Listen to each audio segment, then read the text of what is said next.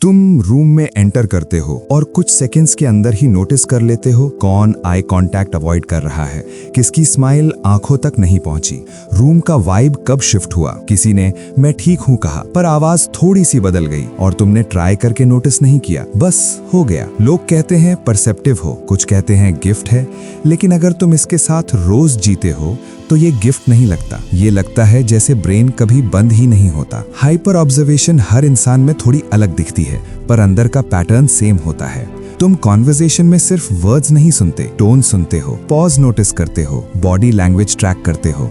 तुम बता सकते हो कुछ गलत है उसके बोलने से पहले। तुम डिटेल्स याद रखते हो 3 हफ्ते पहले किसी ने कैसे फ्रेज किया था, हाफ सेकंड का एक्सप्रेशन, वो चीज जो ऑफ लगी थी। और कभी कभी तुम क्वाइटली कहते हो मैं नहीं जानता इसे कैसे रोकूं, और यही की है। ज्यादातर लोग समझते हैं ये इंटेलिजेंस है या क्यूरियोसिटी, कभी कभी होता भी है, लेकिन जब ये कांस्टेंट हो, इनवॉलंटरी हो और एग्जॉस्टिंग हो तो ये पर्सनैलिटी से ज्यादा होता है, ये अडेप्टेशन होता है। अर्ली चाइल्डहुड रिसर्च एक पैटर्न दिखाता है।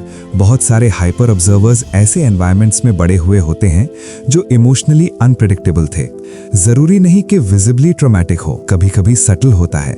एक पेरेंट जिनके मूड्स बिना वार्निंग के शिफ्ट हो जाते थे, एक घर जहां एटमॉस्फेयर पल में बदल सकता था। एक बच्चा वहां क्या करता है, रूम रीड करना सीखता है, सिग्नल स्कैन करना सीखता है सेफ रहने के लिए। ब्रेन सोशल ऑब्जर्वेशन को सर्वाइवल टूल बना देता है और फिर इसमें एक्सपर्ट हो जाता है। प्रॉब्लम ये है वो स्किल एनवायरनमेंट के बाद भी रहती है।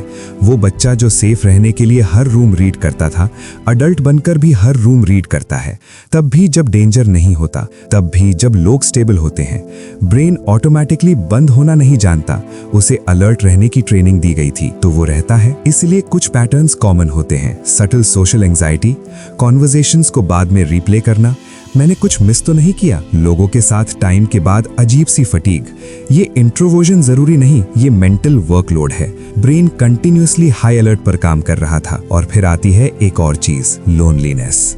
जब तुम लोगों के सरफेस के नीचे देख सकते हो तो नॉर्मल कॉन्वर्सेशंस शैलो लग सकती हैं, सुपीरियर होने की वजह से नहीं, कैलिब्रेशन अलग होने की वजह से। पर पैटर्न यहाँ खत्म नहीं होता। हाइपर ऑब्जर्वर्स सिर्फ दूसरों को स्कैन नहीं करते, वो खुद को भी स्कैन करते हैं। वो अवेयर होते हैं, मैंने कैसे बोला, मेरा टोन क्या था, क्या मैं ऑफ था, mid conversation monitoring, post conversation replay. इसलिए बहुत सारे hyper observers deeply self critical भी होते हैं, क्योंकि स्कैनिंग मैकेनिज्म सेलेक्टिव नहीं होता, वो हर जगह पॉइंटेड होता है, बाहर भी अंदर भी। और इसमें क्वाइटली पेनफुल कुछ होता है, अपनी इम्परफेक्शंस को हाई डेफिनेशन में देखना, जब बाकी लोग उतनी इंटरनल स्क्रूटिनी के बिना मूव करते लगते हैं। इसका एक पॉजिटिव साइड भी है।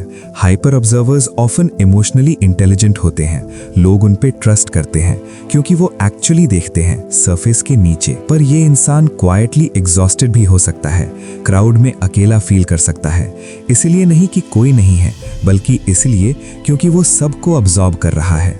और एक विश कॉमन होती है कि कोई उन्हें भी वैसे नोटिस करे जैसे वो दूसरों को करते हैं, बिना मांगे, बिना एक्सप्लेन किए। वही विश ओरिजिनल वुंड को रिवील करती है।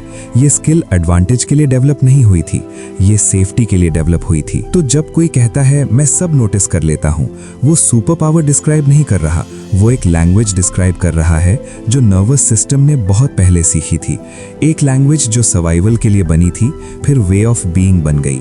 और जब तुम समझते हो ये कहां से आई और क्या कर रही थी, तो तुम्हारा रिलेशनशिप इसके साथ चेंज होता है। पैटर्न तुरंत बंद नहीं होता, पर जजमेंट कम हो जाता है, कंफ्यूजन कम हो जाता है और कंपैशन थोड़ा ज्यादा हो जाता है। उस बच्चे के लिए जिसे सब कुछ पढ़ना सीखना पड़ा था सबसे पहले, और कभी कभी समझ लेना ही पहला रेस्ट होता है।